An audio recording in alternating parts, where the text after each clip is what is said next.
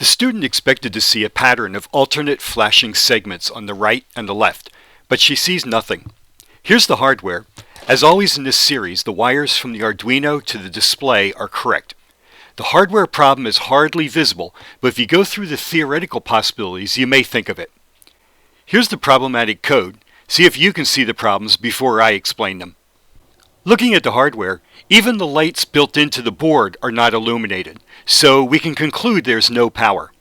She checked both ends of the cable and found that the USB into the board was not fully inserted. Some Arduino boards have a very aggressive grip in the USB socket and require more force than you might expect.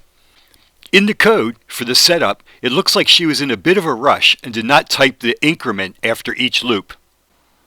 Be careful to pause and think before using any of the encapsulator characters, braces, parentheses, or either type of brackets. In the case of a loop, the followers are always parentheses. In this digital write to set the pins high, the first arg should be the current pin of the loop. The term seg-B is neither built in Arduino C nor declared as a variable. A very common problem is to be in the groove of typing a semicolon at the end of every line. But there's no terminal semicolon for structures of control flow, like for and loop.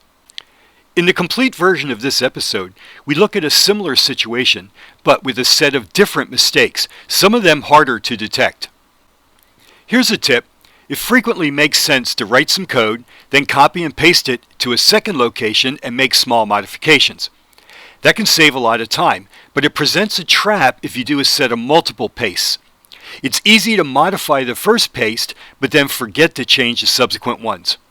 A safer way is to do just one paste and immediately change it. Then do the second paste and immediately change that one. Don't get backed up on the changes. It's easy to forget to do them.